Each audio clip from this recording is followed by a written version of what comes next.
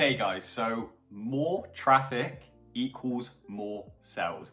It is literally as simple as that. So in today's video, I'm gonna run through the very best tips that I've personally used throughout my Etsy journey to get over 450,000 views and over 220,000 visits to my Etsy shop over the years. And now, of course, I think we probably all know this is clear by now. The number one way to improve your traffic is, of course, sales velocity. So the volume of sales in a given period of time. However, of course, how do we get this sales velocity without any initial traction on our listings at all? So, if we're starting from a point of barely any traffic, it's not like overnight we're suddenly going to get incredible sales velocity and we're going to be on the first page of Etsy. So it's a bit of a chicken and the egg scenario.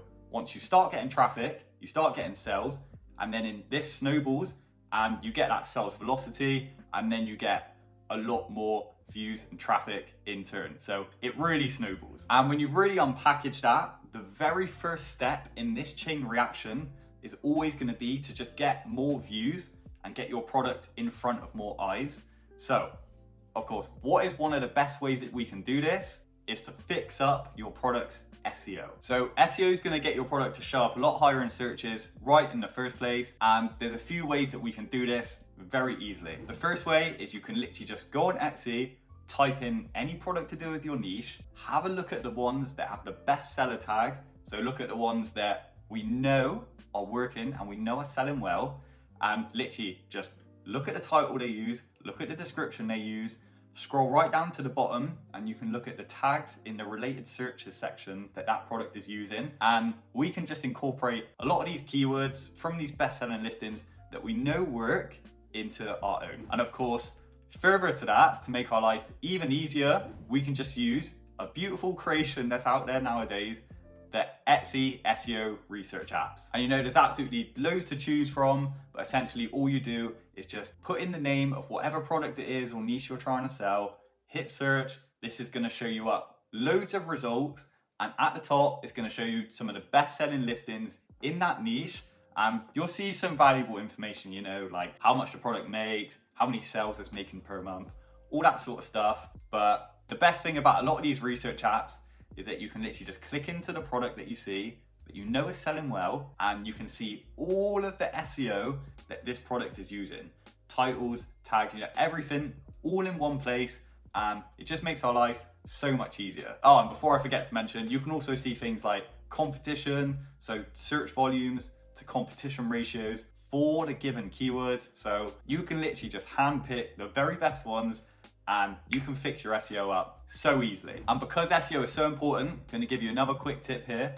Just use Google Keyword Planner alongside whatever research app it is you're currently using. So Google Keyword Planner is amazing because, again, it's completely free to use. You can literally go on it, type in any keywords to do with the niche that you're trying to sell in, and this is going to show you search volumes versus competition on Google, by the way, biggest search engine in the world. And it's also going to give you a lot of other keyword ideas that are related to the keyword that you've actually put in. So again, it's just a great one to jog the memory and kind of get you thinking a little bit outside the box. But yeah, moving on to the next way to improve your traffic now. And this is of course going to be external marketing. And now this is going to be a lot easier to utilize than what you think. So things like Instagram and Pinterest, TikTok even, they're absolutely perfect and work perfectly alongside Etsy. So to be honest, this isn't something I've done loads with my first brand that I created, but I did spend some time experimenting with Pinterest, and I just want to show you some of the stats now from the little bit of time that I did spend in doing a bit of Pinterest marketing. So yeah, you can see here some of my stats from Pinterest. See, it's not loads, of course, because I didn't put loads of effort into it, but you can see it's a few engagements and a few visits each day to my listings, completely for free, by the way. So as you can see here, this is all organic, so nothing paid, all organic, and I really didn't put a lot of effort into this at all. And now I'm not very creative. I'm sure that you probably have a lot more creative skills than what I do. So yeah, I'm just gonna show you the very basic Pinterest pins, which I was creating to do this as well. And yeah, I was just making them in Canva, and as you can see in this example, there's not a lot to it at all. Literally just drag and drop some product images in, and it's so easy to just add a little link into your Etsy shop, post it onto Pinterest, and just over time, if you just do a few of these a week, you will get some organic traffic to your Etsy shop. And yeah, it's just a great way, if nothing else, to just get a few extra clicks per day for free. So moving on to the next tip now, and of course, once we can start getting our products more views, the next step, we have to start getting more clicks, because without a click, a view is worthless, right? So what's the best way to get more people to actually click on our products once they've seen them pop up? Of course, it's going to come down to something I like to call the shelf appeal of the product. And this is going to be determined by the quality of your thumbnail image and also the price of the product. So you have got to think, and we are the best examples of this, right? Why do we click on certain products over others? More often than not, it's because the one that we clicked on just looks beautiful. It's just got better imagery, and this counts for so much in the world of e-commerce. And then of course, also another massive aspect of this shelf appeal is of course going to be the price. So you got to think, even if you have got the most beautiful images on the whole of Etsy, right? If your price for what you're trying to sell is say 50 to 100% higher than all of the competition, you're still not going to get that first click, right? They're still going to go to other competition listings. So you really got to stay ahead of your pricing research as well. So I would be continuously checking Etsy, continuously looking at what the competition's doing. And you just really always want to stay competitive when it comes to the pricing. So yeah, fix up your images, stay competitive with pricing, and just in turn, this is naturally going to lead to a lot more clicks. And look guys, just quickly, if you really are struggling with your Etsy shop and your Etsy journey, and you're at a position now where you really do want to become serious and take it to that next level and actually get some serious results, then I'm genuinely always here to help. I've helped over 35 stores now, and we are starting to see some really good success. And I know that with almost my 3 years of experience on Etsy now, I've made all the mistakes. I've also seen what's worked. I don't want you to keep making the same mistakes you're currently making. So if you want to talk and get some genuine help, feel free to book in just a free call. My books are open currently, and let's just see if we're a good fit to work together. But yeah, let's move on to the next tip now. And this is a great little sales tip to get your products seen very quickly in front of more eyes. And this is just to set your products at cost. So what do I mean by at cost?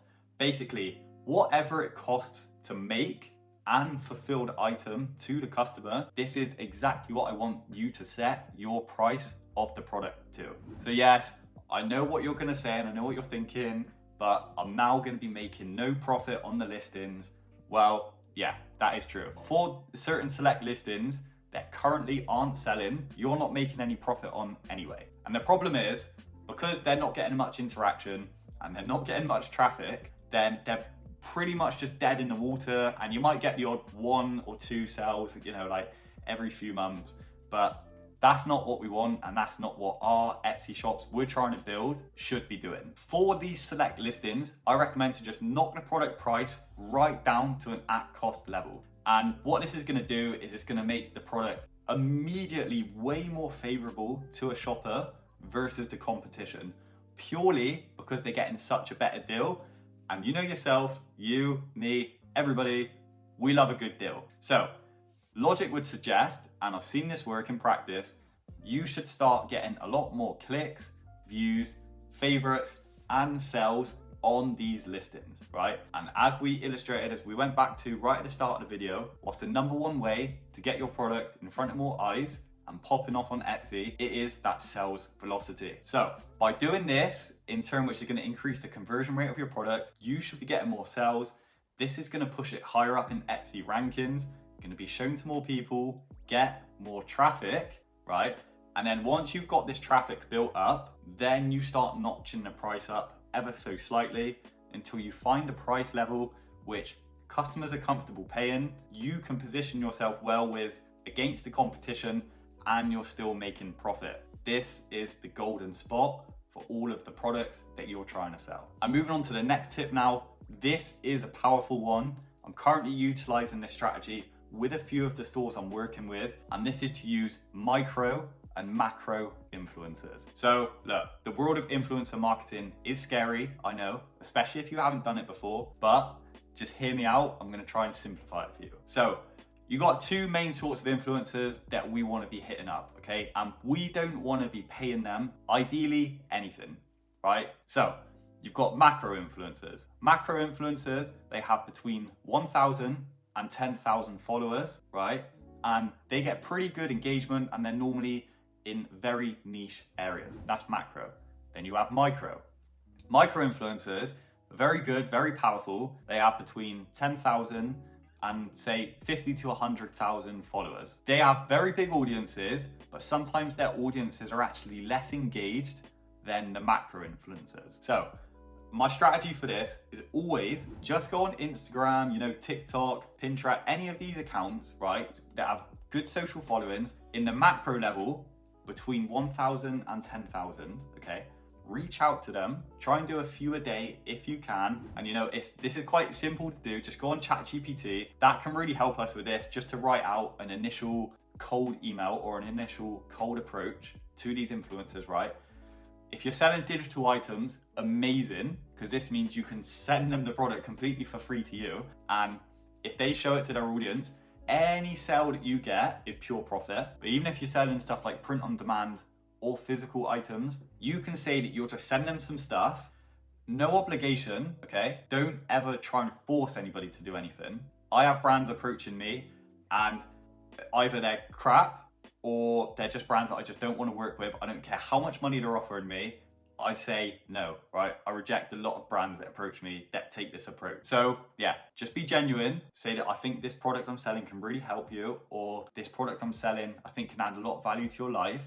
I think it is perfect for you. Say that you're happy to send them some products, no obligation to post or anything. And more often than not, they actually will post because they like you. They like the way that you've approached them. And if you're actually selling a good product, why would they not? They would want to share that with their audience. That's a great little one that, from experience, you really can get some good results with if you do it correctly and you actually put the time in to build these relationships and to do it. So yeah, that's all from me on today's video, guys. I hope you got some good value. If you did, feel free to check out some of my other content.